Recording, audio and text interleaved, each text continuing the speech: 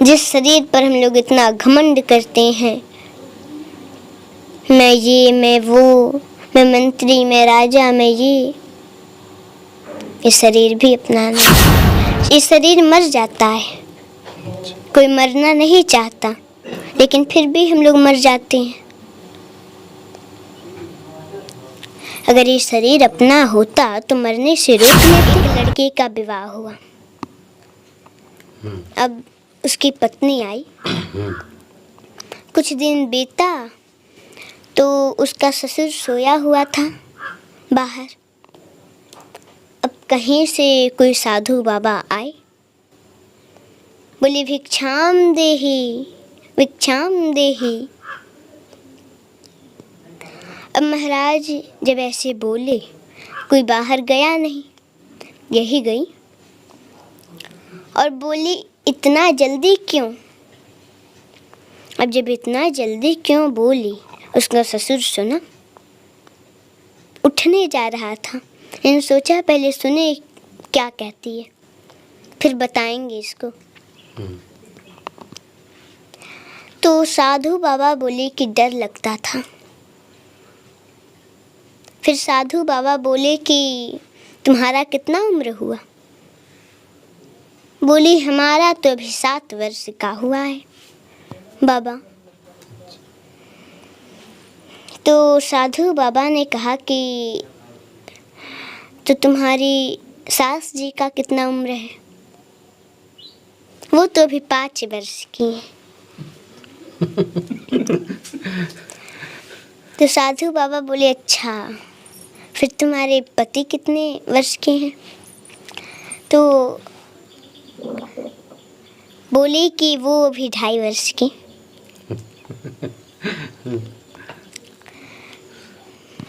तब साधु बाबा बोले कि तो तुम्हारे ससुर कितने वर्ष के हैं, कितना उम्र है। बोली कि उनका तो भी जन्म ही नहीं हुआ।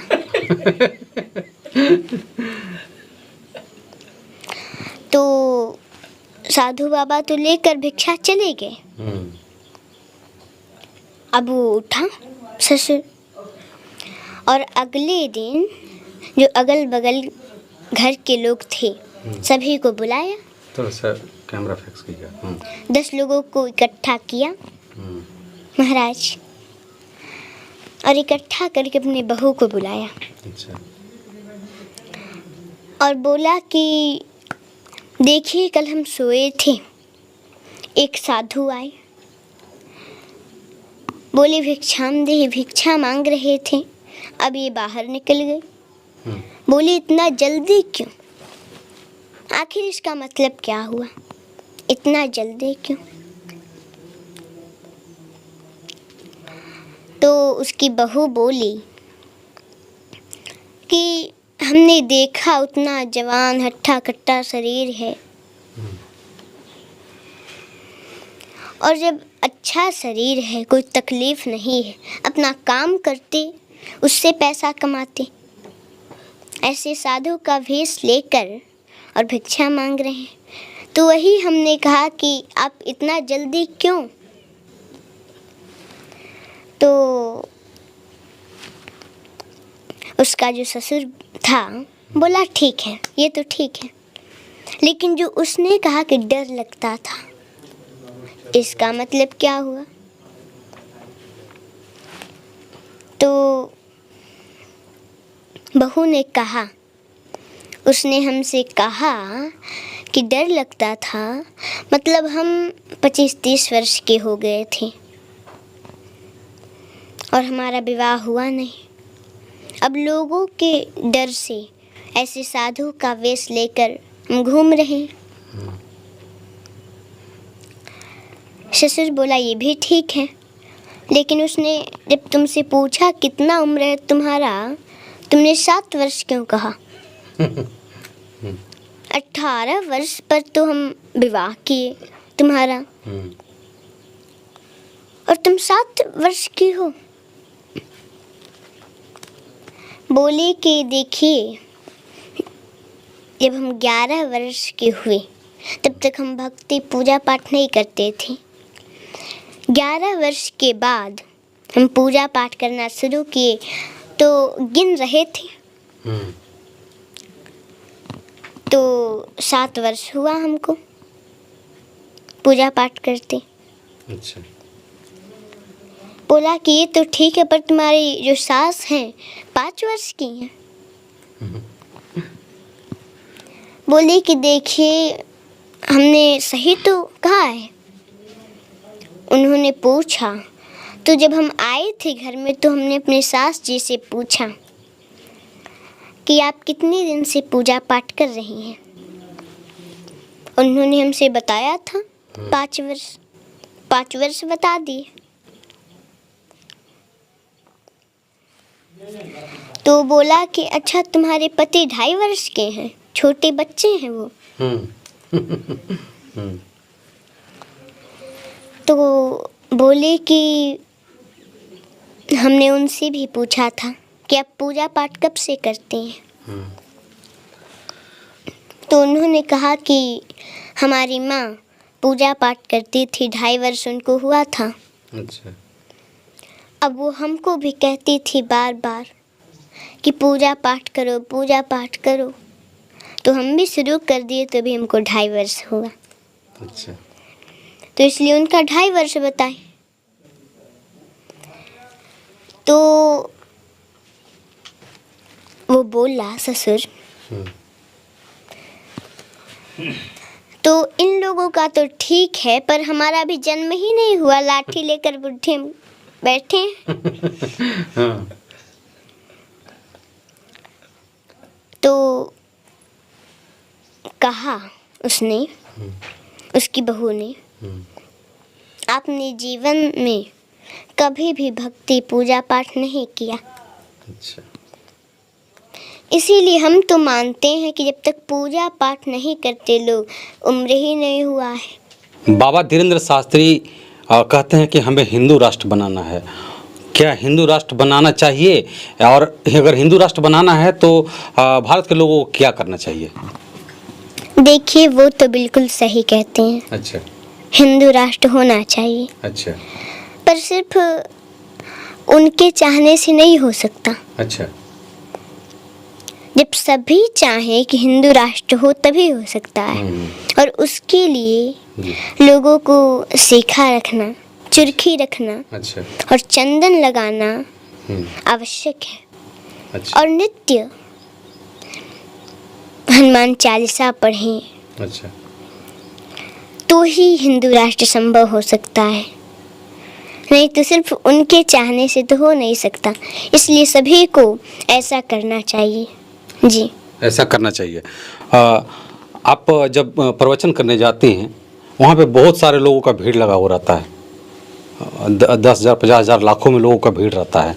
उस समय आपको घबराहट नहीं होती है कि इतने लोगों को हमको बताना है, सिखाना है, बताना है सत्संग के बारे में, या फिर कथा कह के सुनाना है? उस समय कैसा लगता है आपको?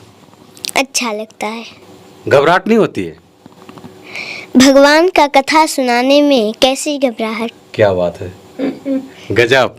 भगवान की कथा सुनाने में क्या घबराहट, इतनी कम उम्र में। लगता है कि हमें देश में पहली एक ऐसी कथावाचक हैं जो बहुत कम उम्र में इतनी अच्छा कथा कह लेती हैं, और इनको बहुत दूर दूर से लोग बुलाते हैं इनको कथा वाचन करने के लिए।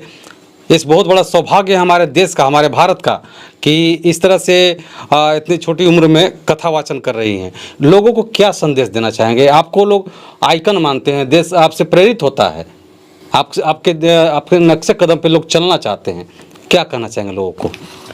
देखिए हम लोगों को यही कहेंगे कि आप लोग माता पिता का सेवा करें, बात माने।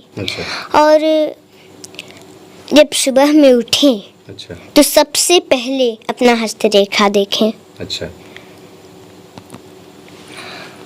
और फिर धरती माता को प्रणाम करें। अच्छा। और फिर स्नान करके भगवान का पूजा पाठ करें। अच्छा। सभी से प्रेम से रहें। अच्छा। जी। अनुष्का पाठक जी, कुछ आप ऐसा बताएं जिससे लोगों का कल्याण हो, मानव कल्याण हेतु आप कुछ बताएं ऐसा। देखिए आत्मदेव जी धुंधकारी की दुष्टता से बहुत परेशान थे। अच्छा। एक दिन धुंधकारी आया, आत्मदेव जी समझाने लगे, धुंधकारी मारने दौड़ा, अच्छा। वहाँ से भागे। आत्मदेव जी तो जाकर धुंधकारी सो गया अच्छा। और आत्मदेव जी बैठकर रो रहे थे। कहीं से गोकर्ण जी आए, बोले कि पिताजी आप दुखी क्यों हैं? अच्छा। क्या बात है, हमको बताइए। आत्मदेव जी ने कहा, पुत्र मार्गदर्शन करो मेरा, मैं क्या करूं? धुंधकारी इतनी दुष्टता करता है, मेरे स्वर्ग जैसे घर को नरक बना दिया है, मैं क्या करूं पुत्र, बताओ।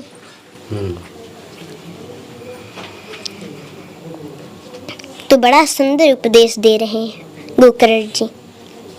हे पिताजी, देहे स्थिमांस रुधिरे अभिमतिम त्यजत्वं चायासुतादिषु सदा ममतं विमुञ्च पश्यामि संजगदिदं क्षणभङ्गनिष्ठं वैराग्यरागरसिको भवभक्तिनिष्ठः।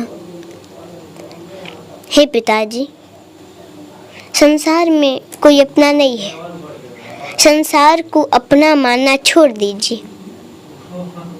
जिस शरीर पर हम लोग इतना घमंड करते हैं, मैं ये, मैं वो, मैं मंत्री, मैं राजा, मैं ये शरीर भी अपना नहीं है। आँख अपने हैं तो अंधे हो जाते हैं, कान अपने हैं तो मशीन लगाए क्यों फिरते हैं, नासिका भी कभी कभी सूंघना बंद कर देती है। अपने होते तो रोक लेते। ये शरीर मर जाता है, कोई मरना नहीं चाहता, लेकिन फिर भी हम लोग मर जाते हैं। अगर ये शरीर अपना होता तो मरने से रोक लेते, लेकिन नहीं रोक पाते। कभी एकांत में बैठ करके चिंतन लोग करें, हम लोग करें कि हम कौन हैं, कहाँ से आए हैं, जन्म के पहले मैं कौन था, जन्म के बाद कहाँ चला जाता हूँ। ये जितना दुनिया का तमाशा है, ये उठने के बाद और सोने के पहले ही क्यों? जितना दुनिया का चक्कर है, ये जन्म के बाद और मरने के पहले ही क्यों? मरने के बाद कोई चक्कर नहीं, सोने के बाद कोई चिंता नहीं, सब खत्म। और जब ऐसा हम लोग चिंतन करेंगे तो अंतर आत्मा से आवाज आएगी कि चल रे हंसा अमर लोक को, यहाँ कोई नहीं तेरा है, जग वालों का हुआ अंधेरा, अपना हुआ सबेरा है। उठ जाग मुसाफिर भोर भयो, अब रैन कहाँ जो सोवत है, जो सोवत है वो खोवत है, जो जागत है सो पावत है। हम लोग मोह रूपी रात में बहुत दिन तक सो लिए, अब जगना बहुत जरूरी है, नहीं तो अब हम लोग पतन की तरफ जा रहे हैं। इसलिए अपना कर्म करते रहें और भगवान की भक्ति करते रहें तो अवश्य भगवान मिल जाएंगे। इसलिए भक्ति बहुत जरूरी है, संसार में रहने से कोई फायदा नहीं। और देखिए, कहते हैं कि जब तक हम लोग भक्ति नहीं करते हैं तब तक हम लोगों का उम्र नहीं माना जाता। क्योंकि एक परिवार में एक लड़के का विवाह हुआ, अब उसकी पत्नी आई, कुछ दिन बीता तो उसका ससुर सोया हुआ था बाहर, कहीं से कोई साधु बाबा आए, बोले भिक्षाम देहि, भिक्षाम देहि। अब महाराज जब ऐसे बोले, कोई बाहर गया नहीं, यही गई और बोली इतना जल्दी क्यों। अब जब इतना जल्दी क्यों बोली, उसका ससुर सुना, उठने जा रहा था, इन सोचा पहले सुने क्या कहती है, फिर बताएंगे इसको। तो साधु बाबा बोले कि डर लगता था। फिर साधु बाबा बोले कि तुम्हारा कितना उम्र हुआ। बोली हमारा तो अभी 7 वर्ष का हुआ है बाबा। तो साधु बाबा ने कहा कि तो तुम्हारी सास जी का कितना उम्र है। वो तो अभी 5 वर्ष की है। तो साधु बाबा बोले अच्छा, फिर तुम्हारे पति कितने वर्ष के हैं। तो बोले कि वो अभी 2.5 वर्ष की।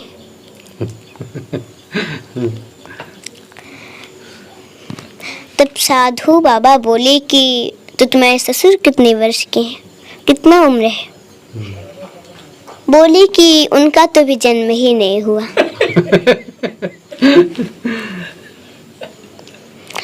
तो साधु बाबा तो लेकर भिक्षा चले गए।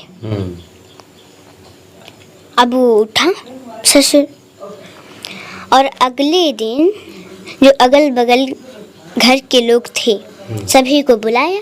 थोड़ा सा कैमरा फिक्स कीजिए। 10 लोगों को इकट्ठा किया महाराज, और इकट्ठा करके अपने बहू को बुलाया। अच्छा। और बोला कि देखिए कल हम सोए थे, एक साधु आए,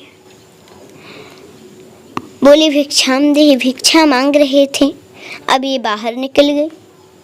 बोले इतना जल्दी क्यों, आखिर इसका मतलब क्या हुआ, इतना जल्दी क्यों। तो उसकी बहू बोली